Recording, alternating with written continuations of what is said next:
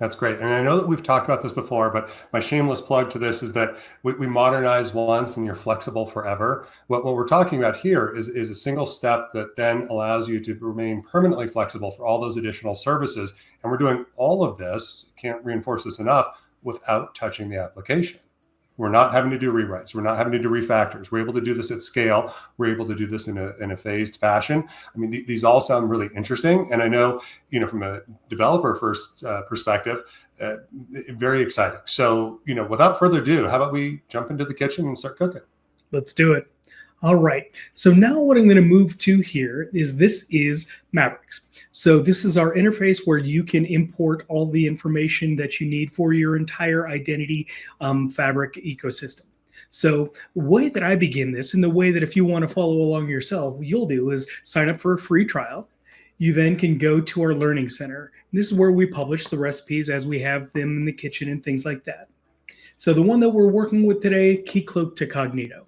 And our goal is to make this absolutely powerful in your hands within minutes. So even if you've never had any training on the platform or orchestration as a concept, you now have the ability to come in and take a look, grab the actual template for the recipe itself, and you just create another one.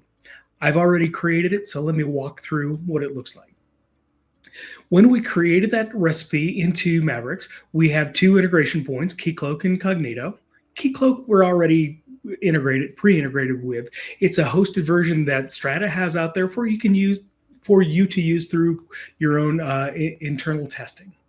Then Cognito, you can then set that up yourself. You'll need to create an application pool, get the region, and then you need to declare an application within Cognito so that it knows to trust the fabric. And that's standard metadata exchange that you're very, very familiar with.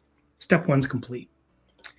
The next step is tell us information about the applications that we're protecting. The ones we're picking on in this recipe is a legacy-based application. It was built before standard ways to authenticate existed. So here we just need to understand in this pattern we're a proxy. We don't always have to be, but for this application we will be. So tell us where we're going to proxy, what pages may be interesting or important to you for that. Step 2 is done. Then step 3 is actually stitching it together in the user flow. So here in the user flow, let's review what it looks like as the before point where Keycloak's doing everything. We're doing this for the application.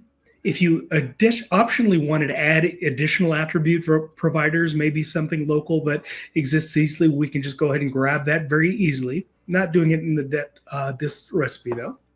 And then lastly, we set an access control policy. When we let people into this application, under what conditions do we do that? Well, we're going to first make sure they're logged into Keycloak. And then secondarily, this particular application is expecting a header that it used to get from its old ecosystem. Now we say we're going to just create that header and we're going to do it from the email in Keycloak. Really straightforward. So let's go ahead and see what that looks like in action. This is great. And by the way, Ian, you asked that question about how do we replicate those Keycloak policies over across to Cognito. Hopefully that gives you some insight into that approach. Absolutely.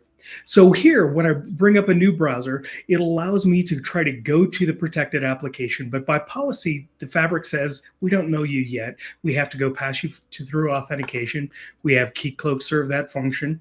And then, lo and behold, as exciting as single sign-on demonstrations are, you're into the application and we're brokering that. So ultimately, the fabric is protecting the application, and then Keycloak is the authentication source for us.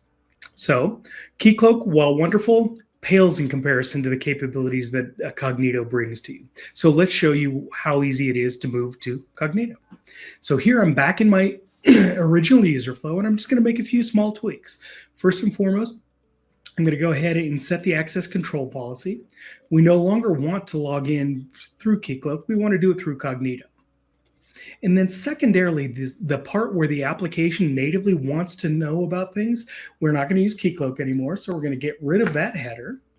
Okay, Ian, hopefully you're watching this. This is mapping some of those things you were just asking about. And then we're just going to say, rather than Keycloak, we're going to get the header information from the email attribute with Cognito. So that's as simple as it is to change kind of this baseline policy to get access to it. So now let's actually show that getting pushed out to our environment. The Fabric has an air-gapped architecture. And so what happens here is we'll go ahead and commit the changes that I made, and then I'm going to deploy it to my orchestrator. And so it'll take a few seconds, but the idea here is that the orchestrator actually isn't dependent on our UI at all. We deploy it in a manner that the orchestrator can go fetch it asynchronously without any risk of us being part of a rainy day scenario.